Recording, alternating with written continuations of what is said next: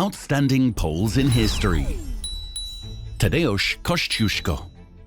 Tadeusz Kościuszko was born in 1746. He initially studied at the Purist School and later, with the support of the Czartoryski family, entered the prestigious night school in Warsaw, graduating with the rank of captain. In 1769, he traveled to Paris on a scholarship to deepen his knowledge of military engineering. He returned to his homeland after 5 years, but things didn't go well for him. Poland was undergoing its first partition, and in a reduced army, he couldn't find employment. Due to a lack of wealth, he also couldn't marry Ludwika Sosnowka. Disheartened by this series of misfortunes, he decided to seek employment abroad. He chose America, where he arrived in 1776. The young American army needed skilled military engineers in the fight for independence against the British. Kościuszko, by creating fortifications in the victorious Battle of Saratoga, became a hero.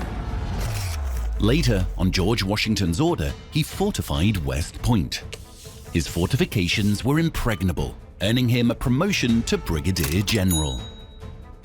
Tadeusz Kościuszko returned to Poland in 1784, but it was only in 1789, with the expansion of the armed forces, that he obtained a general's patent. In 1792, he participated in the Polish-Russian War, leading units repelling Russian attacks.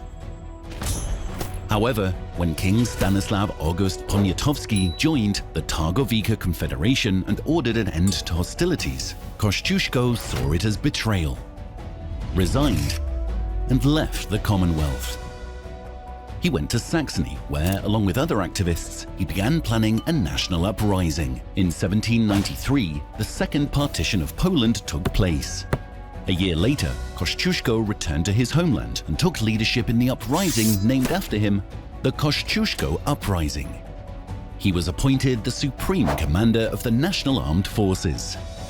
The first confrontation between insurgents and Russian troops occurred on April 4, 1794, at Radsławice, and ended in the insurgents' victory. Another uprising took place in Warsaw and also ended in the insurgents' favor.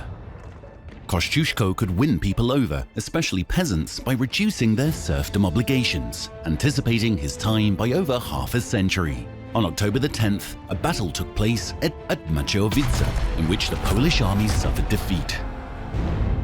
Wounded, Kościuszko fell into Russian captivity, and the third partition of Poland took place in 1795. After his release, he traveled across Europe and the United States, supporting Polish emigrant communities. He eventually settled near Paris, where he became involved in the creation of the Polish Legions and the Republican Society of Poles. He died in 1817 in Solothurn, Switzerland. Today, Tadeusz Kościuszko remains a symbol of the struggle for independence in Poland and the United States.